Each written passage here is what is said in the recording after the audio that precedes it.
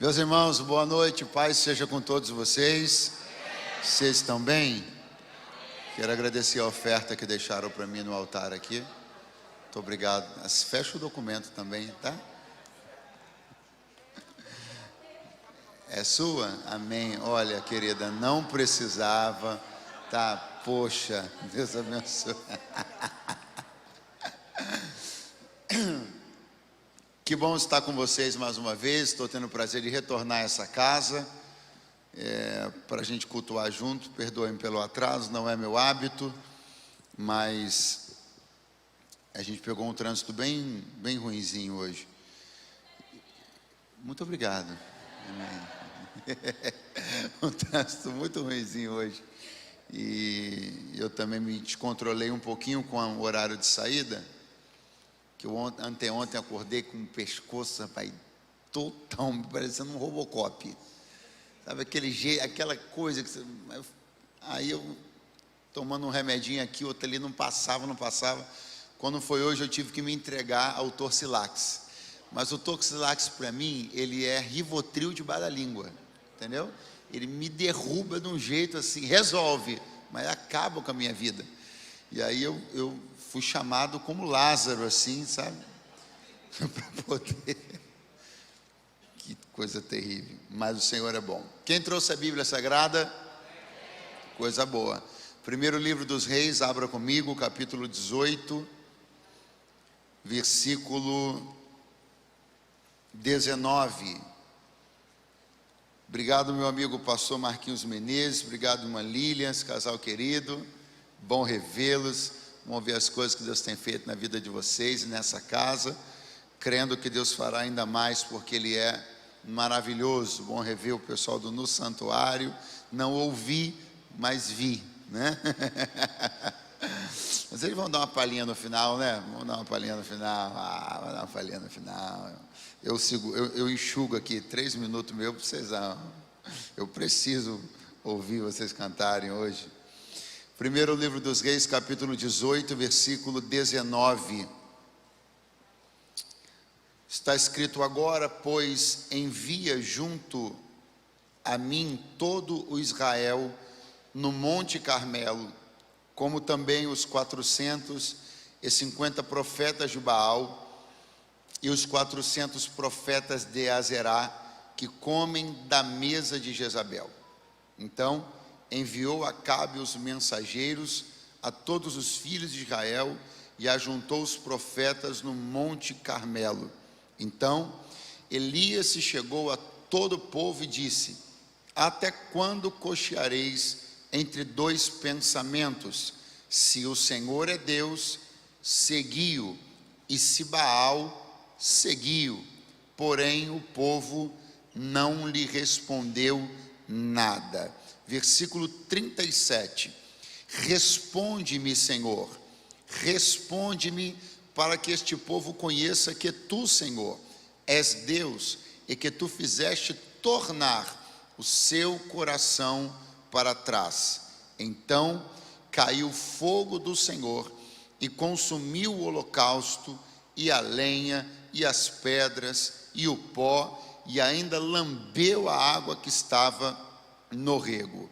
O que, vendo todo o povo, caiu sobre os seus rostos e disse: só o Senhor é Deus, só o Senhor é Deus. Glória a Deus.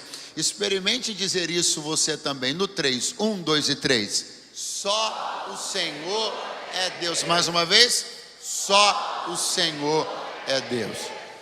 Avivamento é isso. Este é um texto clássico do Antigo Testamento para falar de avivamento. Nós estamos aqui diante de um dos maiores avivamentos de toda a história bíblica, não só do Antigo Testamento, mas de toda a história bíblica. Porque avivamento é simplesmente exatamente este movimento de trazer de volta, esse movimento de direcionar ou redirecionar pessoas a um lugar onde elas já estiveram e não estão mais. é tornar a aquecer, tornar a dar vida, vivacidade, cor espiritual. Isso é avivamento. E por que estamos aqui diante de um dos maiores avivamentos bíblicos?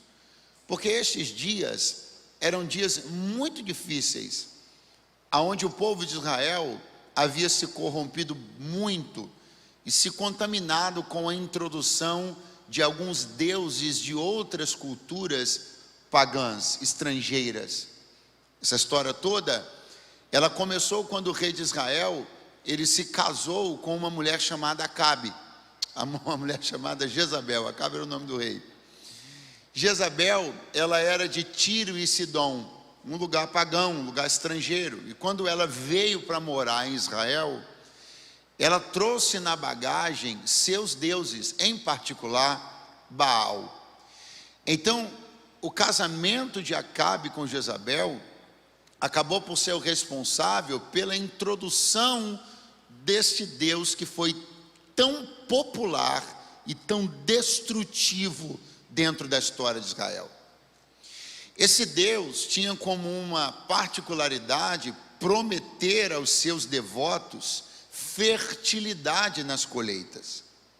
Então você pensa, um povo cuja atividade econômica baseia-se na agricultura, se você tem um Deus que tem consigo a promessa de liberar bênçãos de fertilidade agrícola, então isso é um assédio muito grande, muito grande.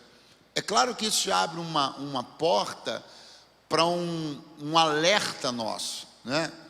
Quando Jesus, por exemplo, estava no deserto, há 40 dias em jejum, o que Satanás chegou apresentando para o Senhor, senão uma tentação que envolvia comida, que era exatamente a sua necessidade mais latente.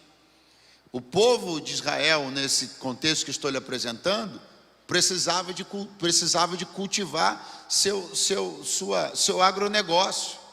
E o Deus Baal prometia exatamente isso. Então os grandes assédios da nossa vida para nos roubarem do altar da adoração a Deus, eles sempre são conversas muito harmoniosas com as nossas necessidades. Não é oferecer água para quem precisa de pão, não é oferecer pão para quem precisa de água.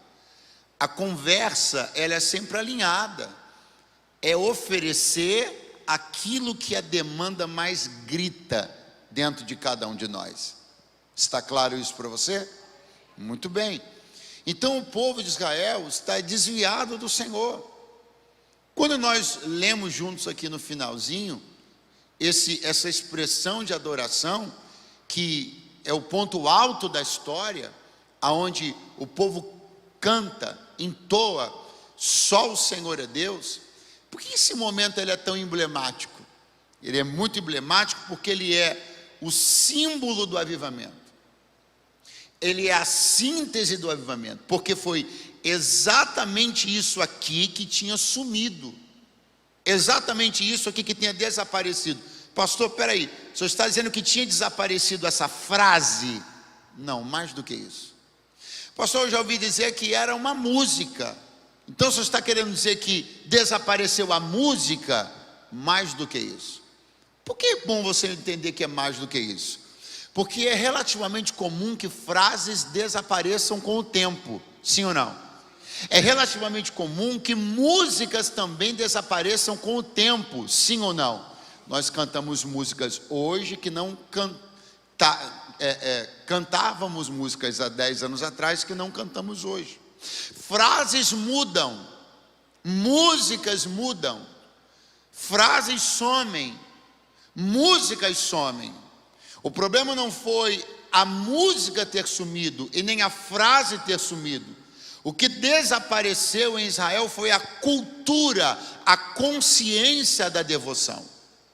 Dizer só o Senhor é Deus não é uma questão de uma música, não é uma questão de uma frase, é uma questão de uma consciência devocional. Repita comigo, consciência devocional. Pastor, por que o senhor está usando essa expressão? Porque ela é muito importante. Porque é a sua consciência que te norteia te orienta, é a sua consciência que faz seus crivos, constrói seu conjunto de valores. Então, quando você perde a consciência devocional, você perde o roteiro do altar, você perde o caminho do altar, você perde o endereço do altar, você perde a prioridade do altar. Quando você perde a consciência devocional, você está desorientado no mundo espiritual, que tem muitos altares, muitos deuses, e você vai ser conduzido para onde a fome que você tem te chamar. Se te promete chuva e você precisa de chuva, você vai para quem te promete chuva. Se te promete dinheiro e você precisa de dinheiro, você vai para quem te promete dinheiro. Se promete saúde e você precisa de saúde, então você vai vivendo na lei da oferta e da procura. Mas a adoração não é lei de oferta e procura. A adoração não é oferta e demanda. A adoração é consciência da existência de um único Deus. Então levante as suas mãos agora com mais propriedade e diga comigo: só o Senhor é Deus. Para fazer chover, para fazer sol brilhar, para noite estrelada, para céu claro, para dia chuvoso, para segunda, para terça, para quarta, para porta fechada, para porta aberta, para dia de doença, para dia de saúde. Eu não estou à procura de deuses sob demanda. Eu já achei um só o Senhor é Deus. Aleluia. Aleluia. Pastor, qual é a nossa responsabilidade? Despertar canções na sociedade brasileira? Não prioritariamente. Qual a nossa prioridade? Despertar jargões na sociedade brasileira? Não necessariamente. Nossa prioridade é despertar consciências devocionais. Porque você sabe muito bem que há quem cante músicas gospel sem o mínimo de consciência devocional. E não se engane, não fica chateado, mas não se engane. Mas em 98% dos casos, onde um artista secular grava uma musiquinha, bota no YouTube, tocando um violão ou piano e cantando um hino de crente, na maioria das vezes aquilo para ele é só uma música bonita. Aí a gente vai bobinho, eu não sei se é coisa de bobinho, eu não sei, eu estou em dúvida exatamente, né? Aí o povo festeja, aí o cara o cantor gospel canta a música, vai e reposta, é uma alegria só. Quando na verdade, eu estou falando 98 para não ser injusto, em 98% dos casos é só uma questão de diversidade musical. Ele canta o gospel tal qual cantaria qualquer outra coisa. Porque o artista gosta de diversidade musical, diversidade artística, diversidade na sua expressão. Então não é essa a nossa busca. A busca é despertar consciência devocional. A nossa busca também não é influenciar pessoas com jargões. Tem um monte de ímpio hoje que fala jargão de crente, clama até o sangue. Fala o nome de Jesus como se fora qualquer coisa. Pastor, mas o nome de Jesus tem poder. Peraí, isso não é misticismo não, meu irmão. Se acha que alguém pegar a Bíblia, abrir no Salmo 91, colocar uma vela do lado, um copo de cachaça do outro e vai ficar com a casa protegida? Porque está com a Bíblia aberta no Salmo 91? Isso é misticismo. É consciência. Eu tenho consciência que a Bíblia é a palavra de Deus, então ela funciona na minha vida. Eu não tenho, então é um livro qualquer como outro. Ok, vamos evoluir nesse sentido? Não é místico, não pode ser misticismo. Pastor, mas o nome de Jesus tem poder, mas na vida de quem?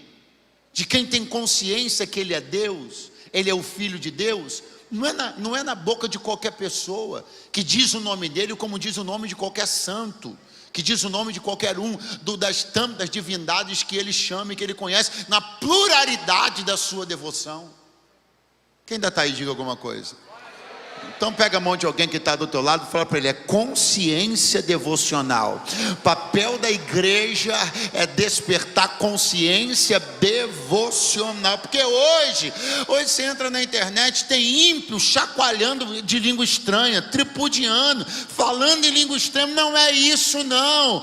É consciência de que só existe um único Deus. E existe um único mediador entre Deus e os homens, a saber, Jesus Cristo, seu Filho, e o único Espírito, o Santo da promessa. Aleluia! Glória a Deus. E é no meio de todo esse contexto, então, o Senhor desperta o ministério de um homem chamado Elias. Elias, ele sai do interior, de um lugar chamado Tisbe, e ele chega na capital Samaria com uma palavra de Deus: não vai chover, Deus vai fechar o céu, só abre de novo segundo a minha palavra. Porque já que vocês acreditam que Baal é quem dá para vocês o que vocês têm, então Deus vai fechar a torneira lá em cima, para vocês de um jeito ou de outro entender que o governo é dele, que quem manda é ele, e que ele é o Deus de vocês. Vocês podiam ter aprendido do jeito fácil, não quiseram, vão aprender do jeito difícil. Um amém lá no canto, um aleluia lá no final. Porque escassez é pedagógica. O fechar da torneira é pedagógico. Deus usou isso muitas vezes, e não pense que ele parou de usar. Então vamos lá, eu vou atingir vocês exatamente no ponto onde vocês mais estão falhando. Vocês pensam que é ele que faz o Baal? Vão descobrir que não é, só eu. Acharam que era ele que tinha aberto a torneira? Então agora quando eu fechar, vocês vão descobrir que a torneira é minha.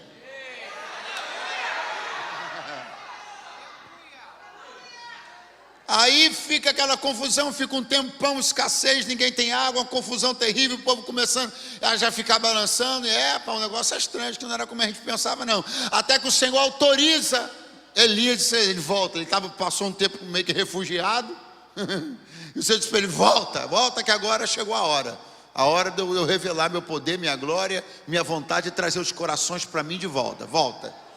Aí Elias entra em Samaria de volta. O rei procurando ele por todo canto, não achava.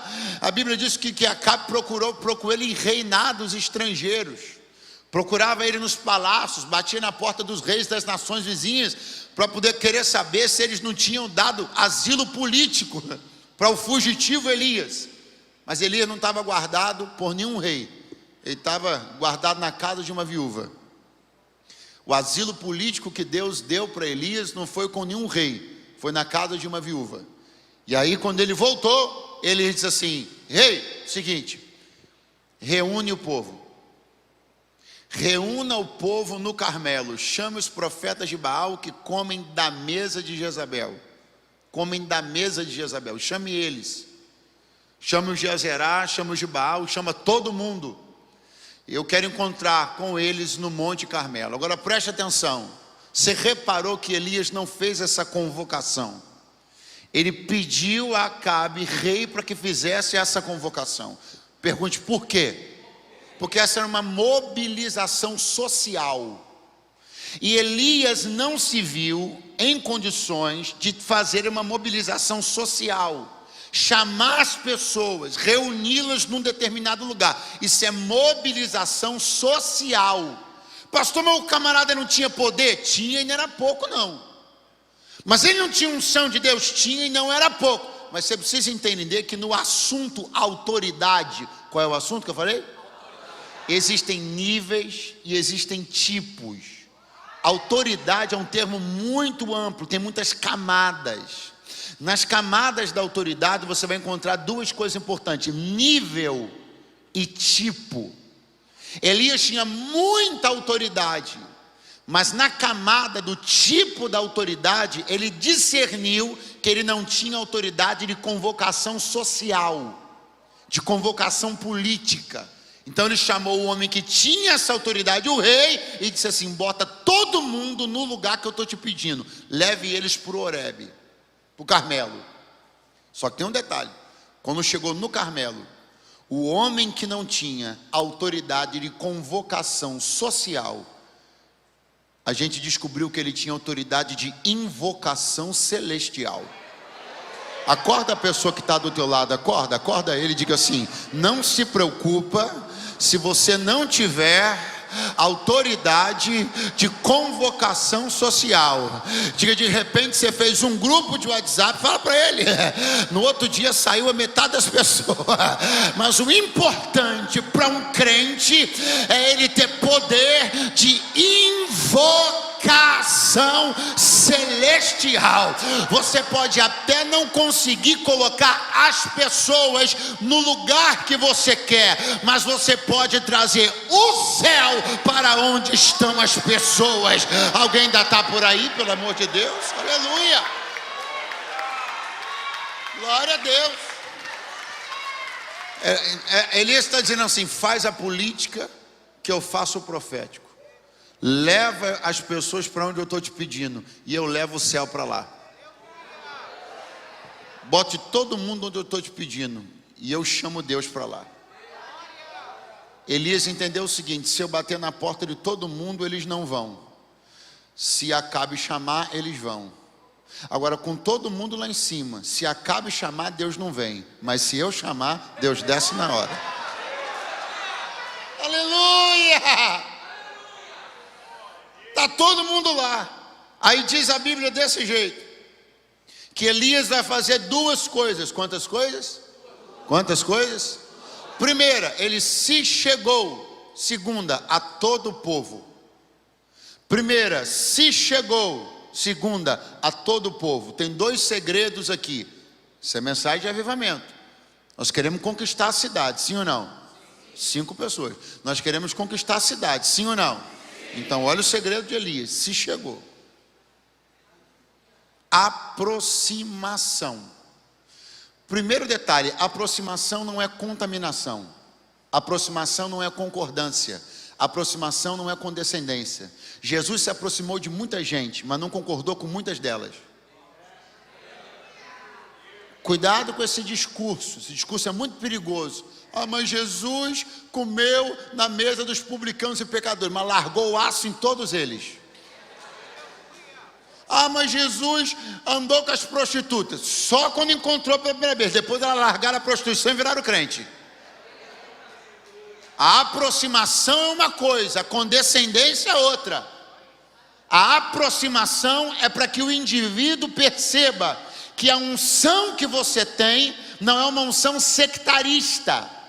Você tem uma unção, mas não se julga superior. Então você se aproxima, e logo ao se aproximar, começa o processo de influenciá-la pelo poder que opera em você. Aí é diferente. Diferente. Então Elias se aproximou, todo mundo desviado, e o profeta foi lá, nos caras, desviado, o profeta foi lá. Se chegou. Segundo aspecto, a todo o povo. Havia 12 tribos representadas ali. Quantas tribos? Muito fraco. Quantas tribos? As 12 tribos de Israel tinham várias distinções. Elas habitavam em espaços geográficos diferentes dentro do território de Israel. Elas tinham atividades econômicas um pouco diferentes. Elas tinham capacidade de guerra, poder bélico diferente. Elas tinham um contingente diferente. Elas tinham habilidades específicas. Elas eram diferentes em quase tudo. Só que quando Elias foi se chegar, ele se chegou a todos. Embora havia 12 tribos ali representadas, ele não escolheu 1, 2, 3 ou 4 para quem ele achava que talvez tivesse maior potencial de se converter, para quem ele achava que de repente aceitariam melhor a mensagem, ou para quem ele achava que o ministério dele conversava com maior facilidade, comunicava-se com maior facilidade. Não, ele entendeu que ele tinha uma palavra para 12 tribos. Não são 12 palavras para 12 tribos, é uma palavra para 12 tribos. Pastor, não entendi. Vai entender agora. Não importa qual é a tribo, não importa qual é o perfil, não importa qual é a classe social, não importa qual é o nível cultural, só existe uma palavra para todas as tribos.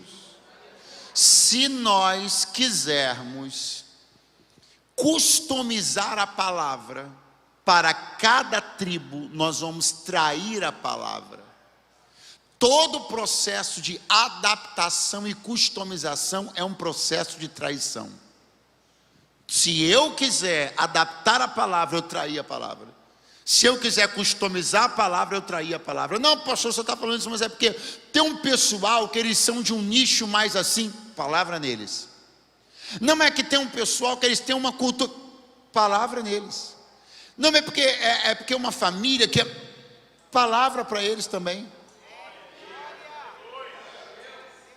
Não cabe a nenhum de nós aqui determinar arranjos na mensagem, arranjos na palavra, que se adequem àquilo que a gente pensa que vai ser melhor aceito pela tribo A, pela tribo B, pela tribo C. Não, Elias tinha uma palavra só para 12 tribos.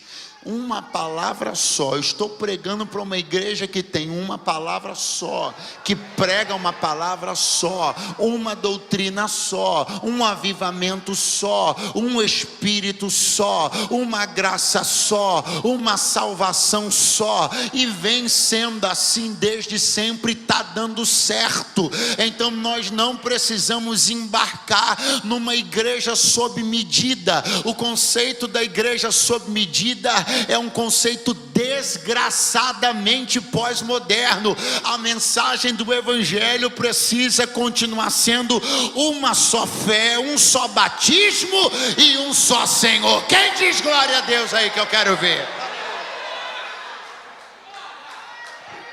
12 tribos chegando-se, falando a todas elas. E agora chegou a hora. Chegou a avisa o seu vizinho aí, chegou a hora. Chegou a hora que Elias vai abrir a boca. Penso que ele se preparou, eu me prepararia, porque o que ele vai falar é muito forte, é muito poderoso. Eu me prepararia. Eu encheria o pulmão e diria o que ele disse. Ele olhou para todos eles e falou assim: se Deus é Deus, seguiu. Se Baal é Deus, seguiu. Até quando vocês vão ficar em cima do muro? Mensagem boa, hein? Muito boa. Quem gostou da mensagem? Mas está escrito na Bíblia: e o povo não lhe respondeu nada. Agora vão começar a se comprovar algumas coisas sobre Elias. Que tipo de profeta ele é? Que tipo de ministro do avivamento ele é?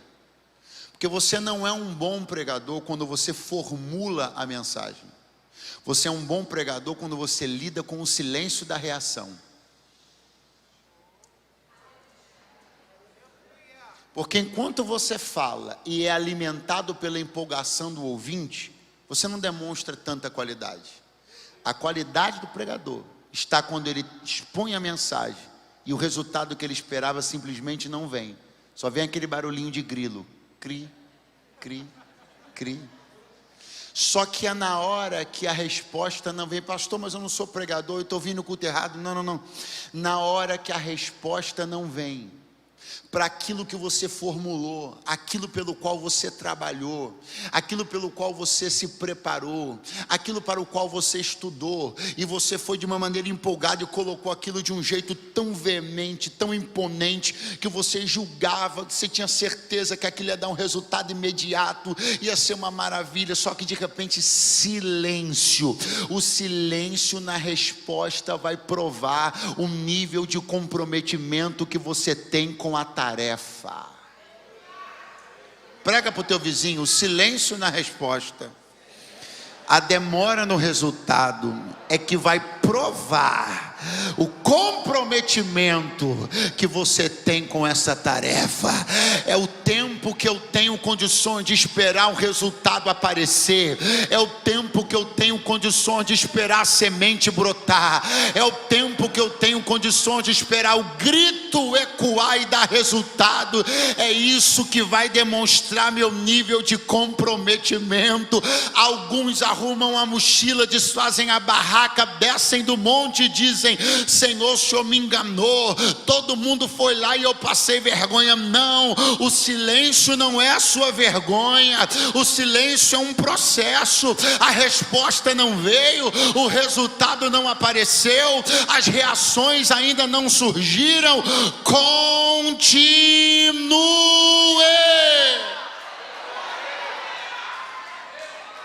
Porque agora, Elias, agora você tem duas opções. Ou você desiste das pessoas porque elas não te responderam como você queria, ou você reformula tudo e continua tentando despertá-las a resposta que você quer. Quando Elias colocou a coisa e o povo não lhe respondeu nada, eu estou falando silêncio, irmão. Tem hora que é melhor alguém da plateia apontar e falar alguma coisa, retrucar, querer discutir, brigar, do que ficar em silêncio. O silêncio é que machuca o pregador. O silêncio é que machuca aquela pessoa que se preparou tanto para começar uma coisa e parece que não se movimentou absolutamente nada, não tem resultado nenhum, não está acontecendo nada. Tem hora que a gente até queria uma luta, ou se eu preferia estar numa luta, porque esse silêncio está me dando uma agonia tão grande. Eu preferia que alguém estivesse se levantando contra mim, para eu ter alguém pelo menos para lutar. Porque essa sensação de vazio, essa sensação que não está acontecendo nada, essa sensação que nada está se movendo, é que corrói a gente e faz com que a gente tenha vontade de desistir. Mas em nome de Jesus, nessa noite de avivamento, o Senhor nos reuniu aqui para dizer: se um silêncio andou desanimando você, é você que precisa rever a coisa toda. Silêncio não vai te parar, respostas que não vieram não vão te parar. Eu não vim pregar para desistentes, eu vim pregar para quem vai continuar até que a resposta venha. Oh, aleluia! Ah, não! Não!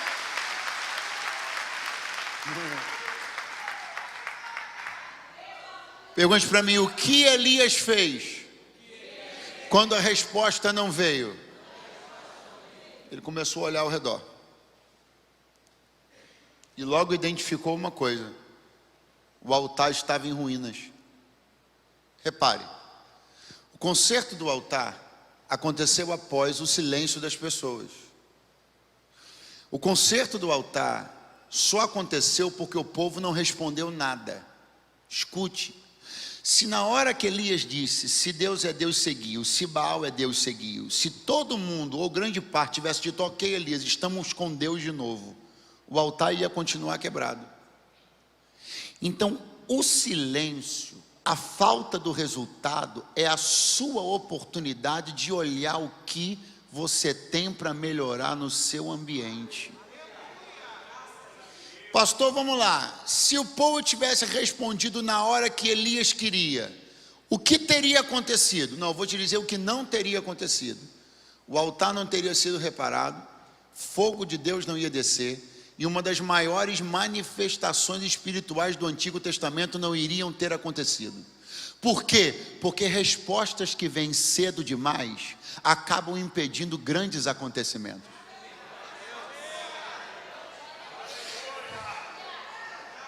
Pare de reclamar porque o resultado que você esperava não veio. Porque é justamente pelo resultado não ter vindo que coisas vão começar a acontecer. Oxe, meu Deus, eu preciso que alguém levante a mão, levante a mão, levante a mão, levante a mão. Alguém está olhando dizendo, ih, profeta fraco, o povo não respondeu nada. Ih, profeta fraco, ninguém foi no culto dele. Ih, olha lá ela tentando e não está dando em nada. E Deus dizendo, mas tem altar que vai ser reparado, fogo que vai descer, céu que vai abrir, e tudo isso só vai acontecer porque quando os homens dão silêncio para um profeta meu, quem abre a boca para responder sou eu. Diga comigo, Deus só respondeu Elias porque as pessoas não responderam.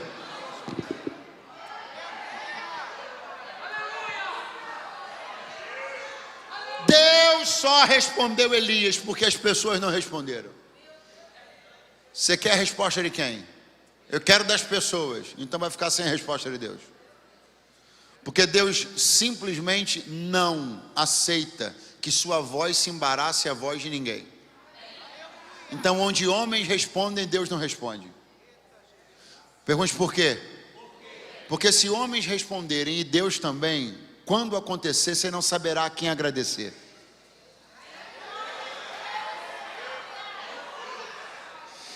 Então esse silêncio que tanto está te agoniando é uma oportunidade lindíssima para que no meio do silêncio Deus diga assim: bom, já que ninguém está falando nada, então agora eu falo. Já que ninguém está ajudando ele, então agora eu ajudo. Já que ninguém está socorrendo ele, então agora eu socorro. Já que ninguém está fazendo nada por ele, então agora eu vou fazer. Eu não vou disputar minha voz com a de ninguém. Mas já que não responderam e ele não parou, então agora quem faz sou eu, quem abre sou eu, quem resolve sou eu, quem libera sou eu. Glória a Deus! Remalamachandaraia. Elias olhou para as pessoas e fez uma coisa que eu vou desafiar você a fazer. É maravilhoso. Ele olhou para elas e disse assim: cheguem-se a mim. Cheguem-se a mim. O que ele falou? O que ele falou? Você tem ideia do que é isso? Como é que estava o altar quebrado? Ia ser restaurado? Ia, mas ainda não tinha sido. Então Elias tem uma coerência muito grande. Ele não convida as pessoas para o altar. Por quê? Porque estava quebrado. Então ele convida as pessoas a ele. Por quê? Porque ele estava inteiro. Escute uma coisa: nem sempre você vai estar em ambientes onde os altares estão reparados.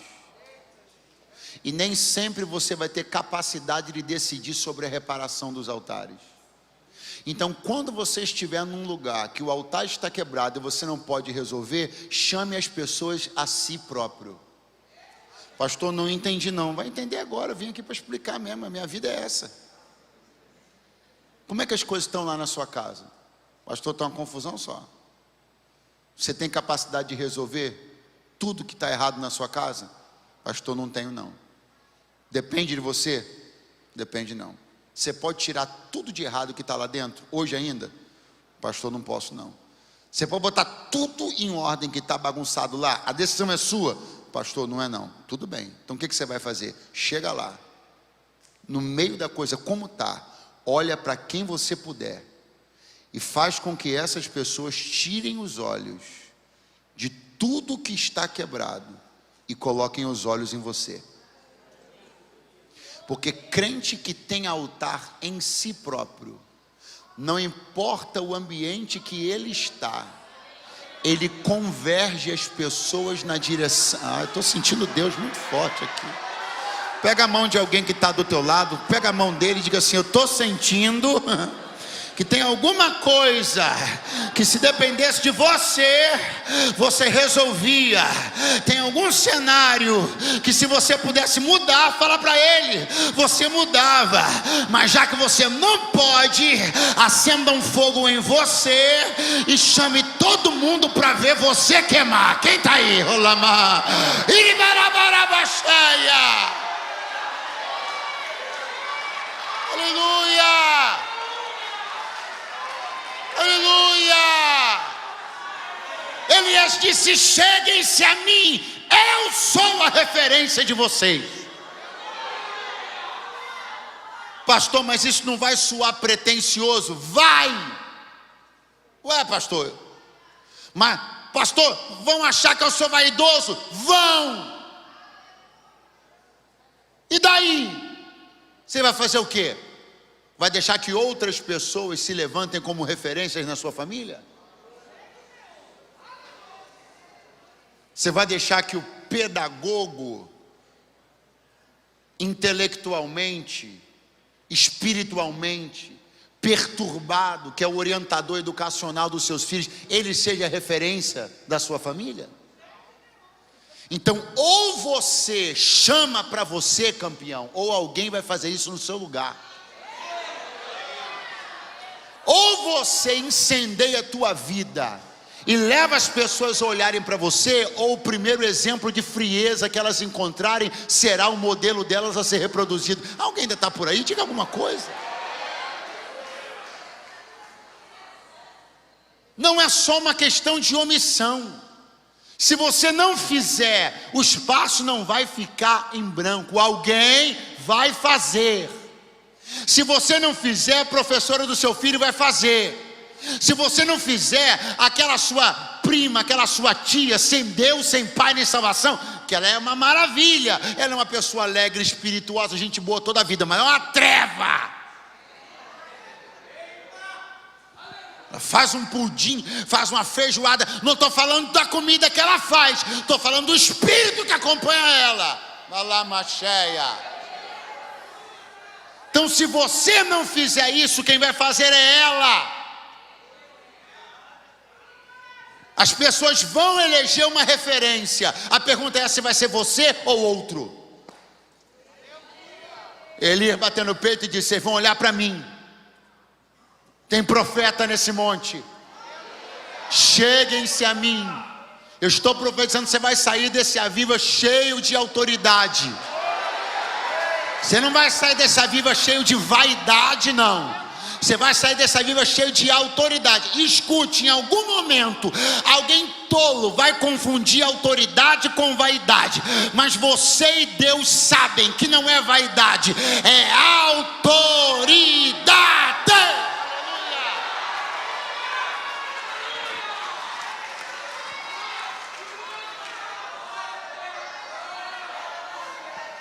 Escute uma coisa. Autoridade e vaidade são coisas muito parecidas dependendo do olho de quem vê. Autoridade e vaidade podem ser coisas muito parecidas e até se confundirem, dependendo do coração de quem vê. Então não se preocupe com isso não. Continue exercendo autoridade, mesmo que alguém confunda isso com vaidade. Você e Deus sabem que não é uma questão de vaidade, é uma questão de salvar a tua família. Então você vai matar no peito e vai dizer: cheguem-se a mim. Pastor, mas tem altar destruído perto de mim. Entra na frente do altar, tapa a visão dele. Ai, Jorebaia. Pastor, mas na casa eu sou o único crente. Entra, fecha, bloqueia a visão da decadência moral, da decadência espiritual.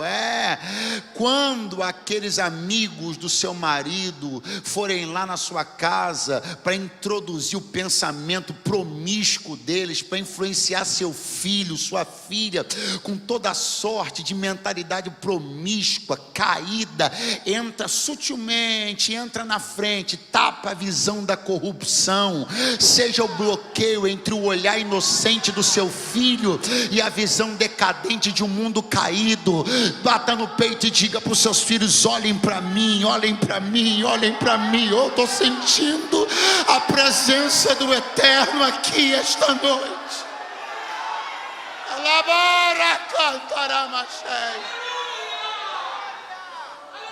Cheguem-se a mim. Cheguem-se a mim. Elias repara o altar e coloca no altar 12 pedras. Quantas pedras? 12. Muito fraco. Quantas pedras? 12. Aí ele diz assim, ó: bota 4 cântaros de água aí. O pessoal vem e joga 4 cântaros de água. Elias olha para 4 cântaros de água e diz assim: bota mais 4. Aí eles vão, trazem mais 4. Aí Elias olha e diz assim: bota mais 4. Não foram 12 de uma vez, foram 3 parcelas de 4. Quem não gosta de parcela deveria aprender com Elias. Fora de brincadeira, preste atenção. Não foram 12 cântaros despejados de uma vez. Foi uma ação progressiva. Diga comigo: progressiva. Diga ascendente. Começou com 4, pulou para 8 e fechou com 12. Avisa para o teu vizinho: só altar de Deus faz isso. Já viu aquele negócio do expectativa versus realidade? Então, normalmente as nossas relações com o mundo, com as coisas do mundo são assim: expectativa 12, realidade 4.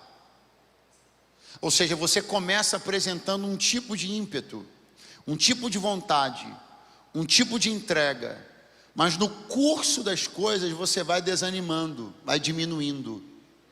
O altar de Deus é a única coisa no planeta que tem o poder de pegar o homem e fazer com que ele pegue seu projeto inicial e dobre, triplique. Diga para mim se quando a tua vida com Deus começou não foi assim.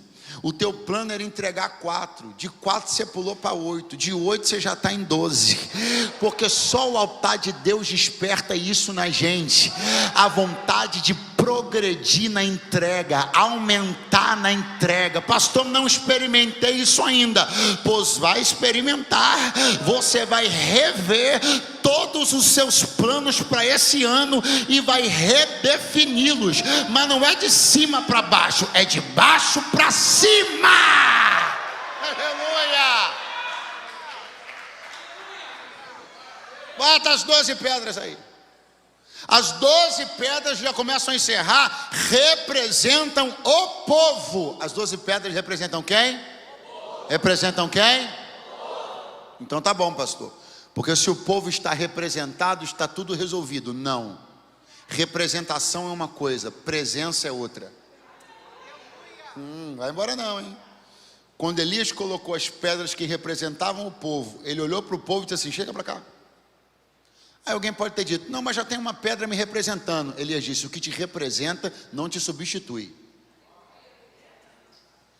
Se você procurar, se bater na tua porta, se você ver na internet, se você ouvir no rádio, qualquer lugar ou altar que abre mão de você, desde que você mande uma coisa que te represente, corre. Isso não é altar de Deus. No altar de Deus nunca o que representa uma pessoa vale mais do que ela. Pastor, eu não entendi. Eu percebi, mas eu vou logo assim. Vou. Como é que é aquela conversa? Você não precisa vir, manda a oferta, corre desse altar, hein? Como é que é aquela liderança lá? Não entendo, eu entendo a sua correria. Manda o dízimo, manda a sua oferta, eu mando a ceia na sua casa. Corre desse altar. Porque esse altar fraudulento, esse altar mentiroso, se um envelope de dízimo substitui você, corra desse lugar. Isso é um lugar de pilantra. Se a sua participação na campanha de construção de um templo X ou Y é mais importante do que você, integrado ao corpo de Cristo, dando glória a Deus, aleluia, fuja desse vagabundo. E eu digo isso com a liberdade de estar num altar que eu sei que seu dízimo aqui vale, sua oferta aqui vale, mas não vale mais do que você. Aleluia! Avisa para o seu vizinho, caso ele não saiba, diga: aqui nada que te representa vale mais do que você. Você vale mais, você vale mais, você vale mais, você vale mais. O ofertante vale mais que a oferta, o dizimista vale mais que o dízimo. Você vale mais. Aleluia! Já tem 12 pedras, mas eu quero não só as pedras que representam as pessoas, eu quero as pessoas também. 12 pedras, 12 cântaros de água. E agora Elias vai orar. E a oração de Elias é magnífica. Como é que é a oração de Elias? Responde-me, Senhor. Responde. É impossível você não fazer um link, porque agora há pouco a Bíblia tinha dito assim: e o povo não lhe respondeu nada. Aí vem Elias, agora olha para o céu e diz: responde-me, Senhor. Como quem diz: o Senhor está vendo que eles não estão me respondendo. Responde-me, Senhor, responde-me. Daqui a pouco, meu irmão, desceu. Os pentecostais já chegaram ou só vão vir semana que vem? Chama o pessoal da banda aqui, porque sempre quando vem a banda, todo mundo acha que vai acabar. Então vou chamar. Não vai acabar mesmo. Chama o pessoal da banda aqui para me ajudar. Diga comigo: desceu. Horrível, vai de novo. Desceu. Fogo do Senhor. Aleluia.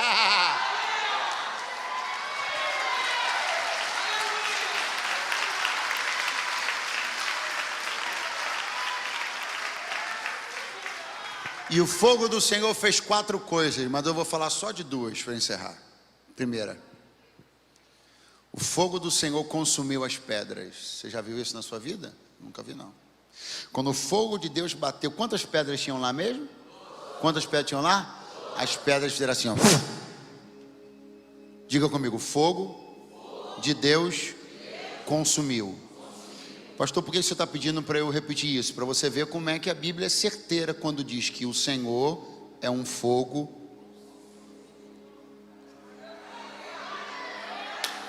Um instante. Porque a mesma Bíblia que diz que o Senhor é um fogo consumidor também diz que Ele é. Também diz que Ele é.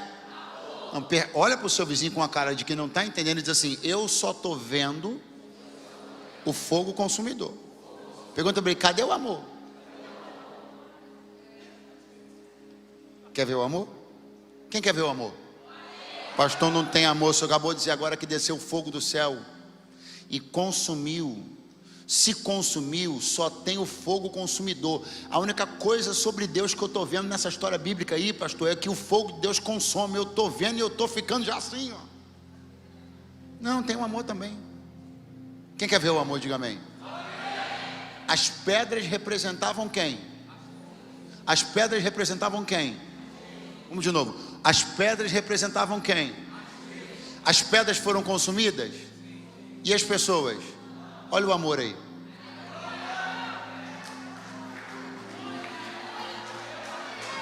Pastor, não entendi. Vai entender agora. Teve algumas coisas na tua vida que foram consumidas, mas você está vivo. Olha o amor aí.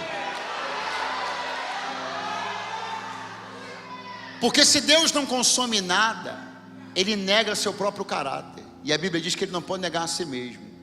Pastor, onde o senhor quer chegar? Já cheguei. Tem coisa que tu perdeu mesmo. Porque o caráter de Deus é consumir. O caráter de Deus é justiça. Pastor, então o senhor está pregando um Deus injusto? Não, tanto Ele é justo que Ele consumiu uma coisa ligada a você, mas te deixou vivinho aí para construir tudo de novo. Pega a mão de alguém que está do teu lado e fala para ele: para de reclamar por algumas coisas que foram consumidas. Pare de reclamar por algumas portas que se fecharam. Deus estava trazendo o teu coração de volta. A parte boa é que se você está vivo, é porque Ele ainda acredita em você. Aleluia.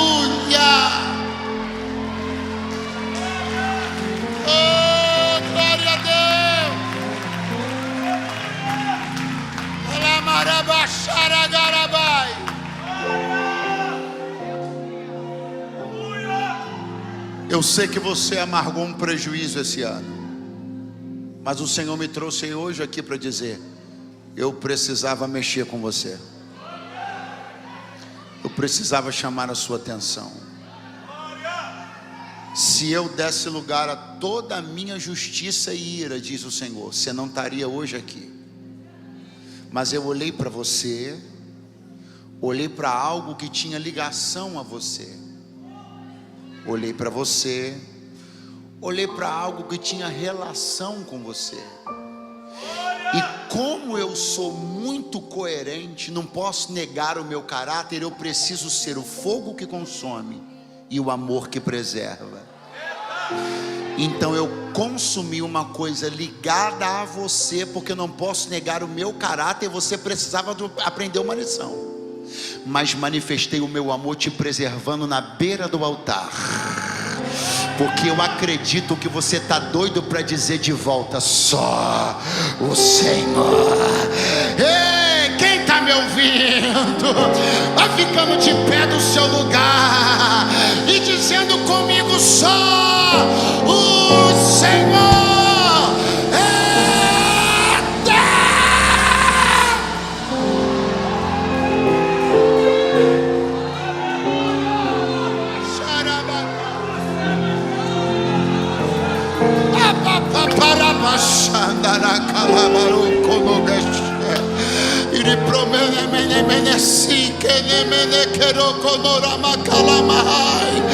Teu coração está de volta ao altar.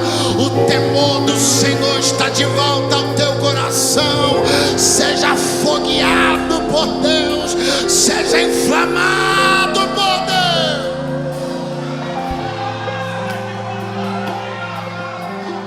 Ai, toma. Reveia, xerga, nagai.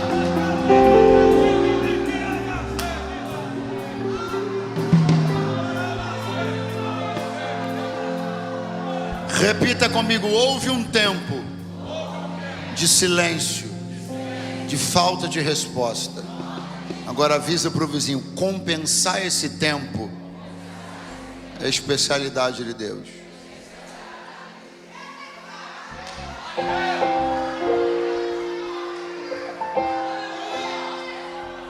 Pastor, me mostra. Mostro.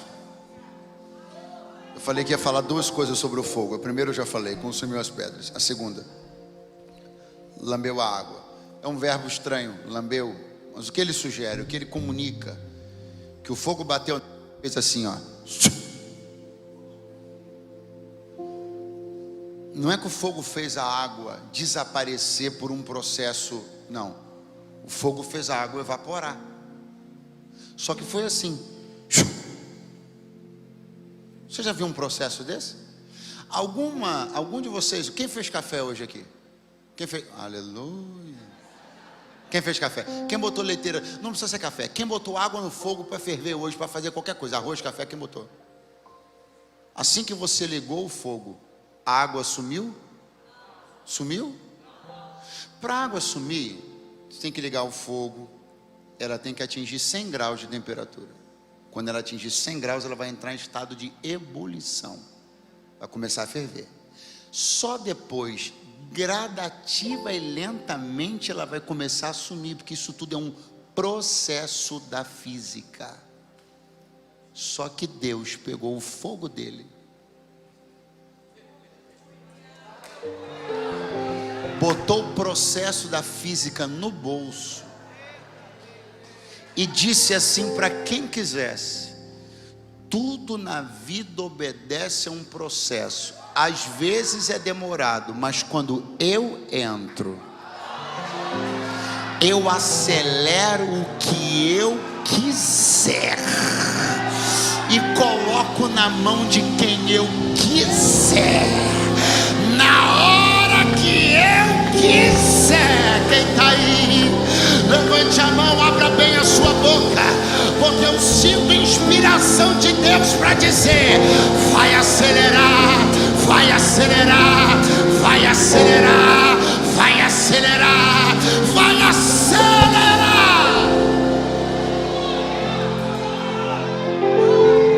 Não.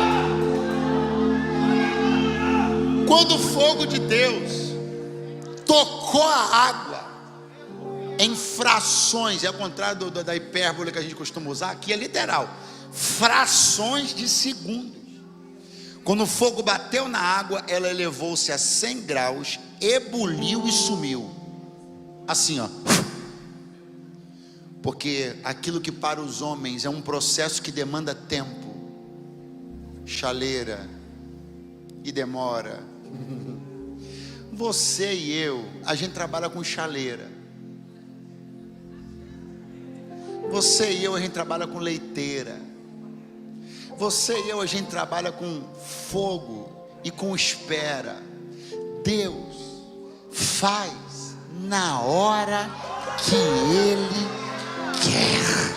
Levante a sua mão bem alto agora, bem alto, bem alto, bem alto, bem alto, mais alto, mais alto, mais alto, porque eu estou profetizando que todo tempo que você acha que perdeu na falta das respostas será poderosamente compensado com uma aceleração extraordinária. Seja bem-vindo ao altar de Deus, aonde o fogo queima, aonde as brasas espalham, aonde os crentes são cheios. Abra a tua boca por alguns segundos e sinta o fogo do altar de Deus. Aí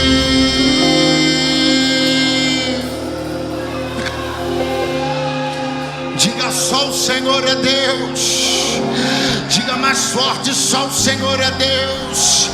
Diga mais forte, só o Senhor é Deus. Ainda mais forte, diga: só o Senhor é Deus. Mãos levantadas, só o Senhor é Deus. Só o Senhor é Deus. Só o Senhor é Deus. Na tua casa só Ele é Deus. Nos teus negócios só Ele é Deus. No teu ministério só o Senhor é Deus. Só o Senhor